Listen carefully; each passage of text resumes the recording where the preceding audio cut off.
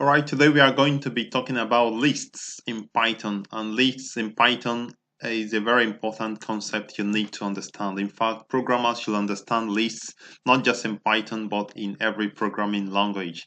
So let's see how lists work in Python. Well, I would like to remind you to subscribe to my channel by clicking on the subscribe button below at least, and that way you can help me you can motivate me to continue making these videos for you for free. So just click and subscribe. If you have some comments to encourage me or to make some observation, you can also put it there in the comment box below this video. So the best way to understand lists is to look at lists as a collection of items, but the easiest way to understand it in Python is to just create one.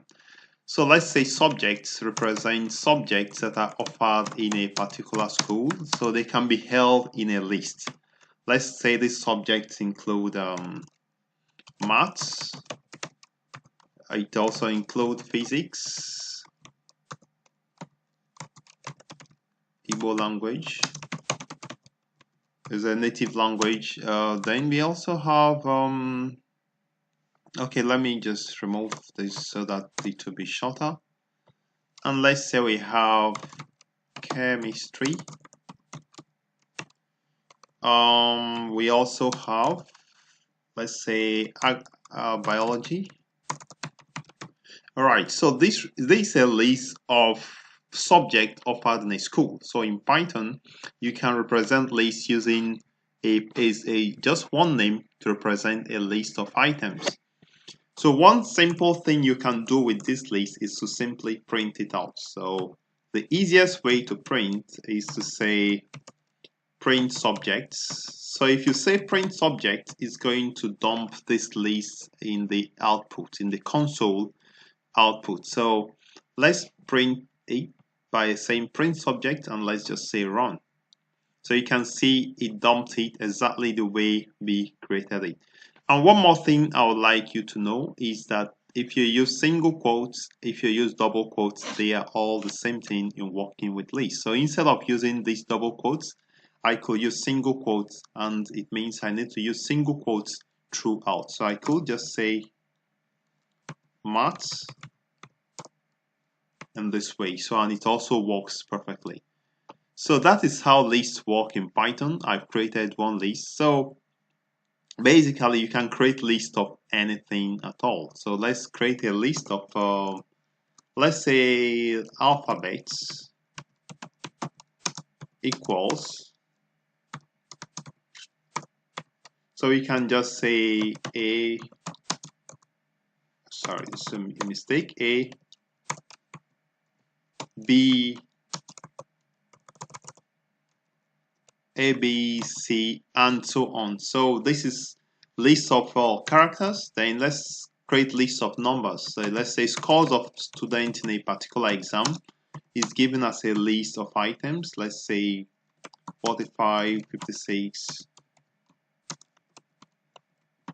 and so on. So these are lists that are being created. So one thing you should know is that lists can actually be modified. They can be assessed. Values in it can be assessed individually. The way Python manages lists is to view this list as elements that have indexes. So for instance, in case of subjects, the index for math is 0. The index for physics is 1. The index for Igbo is 2. So we have 0, 1, 2, 3, 4. So it means that if you want to assess the value from a list, you simply use the index of the item, the index number of this item. So if I want to print, let's say mass, I could just say print. I could simply say subject 0. So in this case, it's going to print mathematics in the output. Let me take out this one. So let's see if I run it. So you can see it prints math. So in the same way, you can say, we can also say subjects, print a different one, subject 4. So I think subject 4 might just be maybe biology because we have 0, 1, 2, 3, 4. So let's print it to see what prints out. Maths, biology. So it joins the two together. I'm just going to do a little cleanup here. A little space. So if I run again, so it gives syntax error. Okay, plus sign here. So it beautifully prints the two out. So that is how to access items in a list. Then we also have modifying items in a list. So let me make some space by deleting these empty spaces. So what I want to do now, I want to say instead, I want to remove maths from this list and place what? Let's say we want to remove maths and place, let's say, literature. So what I can do is to simply say subjects 1, subject 0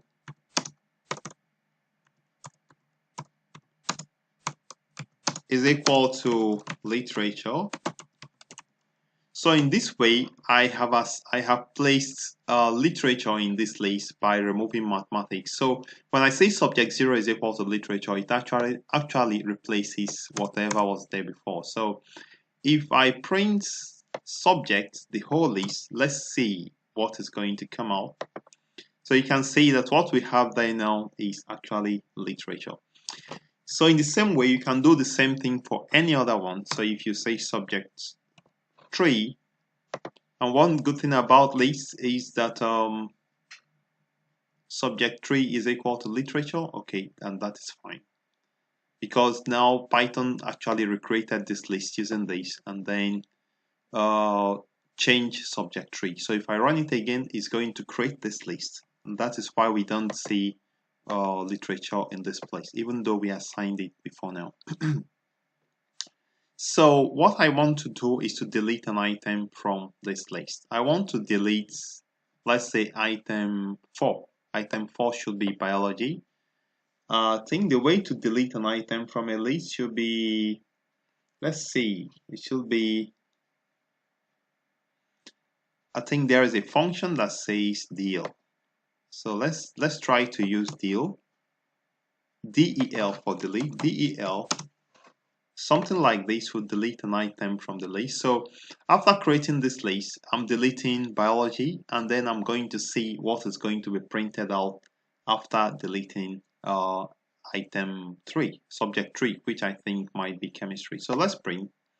So you can see that we have only 4 items. At this point, I've deleted chemistry. So the function used for deleting is del, all right? So those are the basic things you need to know. Another thing you need to know is that there are some operations that can be carried out in a list. For instance, you want to find the length of the list. Or the length of the list simply means how many items are in the list. So let's assume that, let me take out this. I want to print out the length of subject len, and I print subjects. So it's going to give us the number of items in this list. So if I go ahead to run, you can see that it tells us 5. So it means subjects have number of items in subject is 5.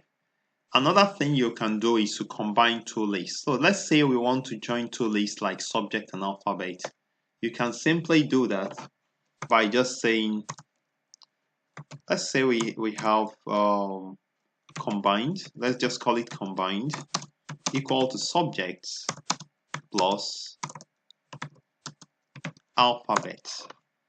So actually, I don't really know what the output will be, but let's just print it out to the output to see what is going to be printed out. So I'm saying combined is a combined, just the name of a list, a new list I'm created that is made up of whatever is in alphabet and whatever is in subject. So I'm going to print combined and see what is going to be there. So if I print it now, you can see it actually combined everything in list and subjects and gave us the output. All right, another thing I want you to know is that in lists that contain numbers, you can actually perform mathematical operations in this list.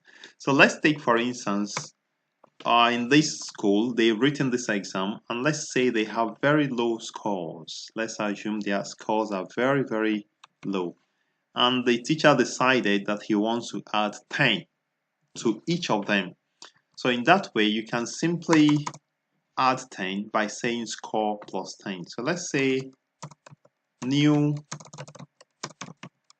scores is equal to scores plus 10.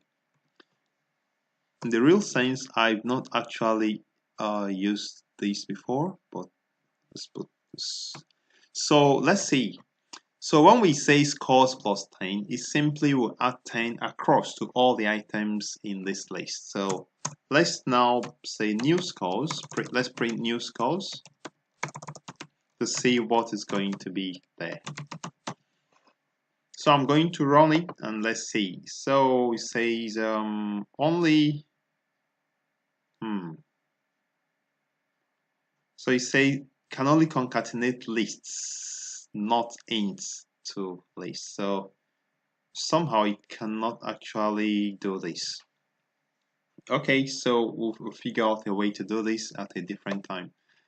So we'll continue with this list in the next tutorial, but let me just create a loop, a quick loop that prints out everything in a list. So let me print out everything in subjects.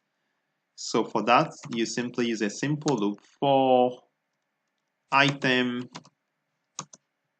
in subjects, print item. So Python is really super easy to learn and easy to use. So I say for item in subjects, print item. So it simply will print out all the item in subject. So it's more like for each item in subject, print the item and continue printing until you print out everything. So I'm going to run this and see what happens. Wow. Okay, so we have this error. I'm going to delete this line. It's giving us the error. So the for loop should be okay. So if I run it this time, so you can see that it prints out the list of items in order, right? So in the next tutorial, we are going to try to see how we can maybe sort a list and maybe how we can perform other operations in a list, like searching for items, maybe finding the maximum items in a list, finding the minimum, or finding the sum or average of items in a list.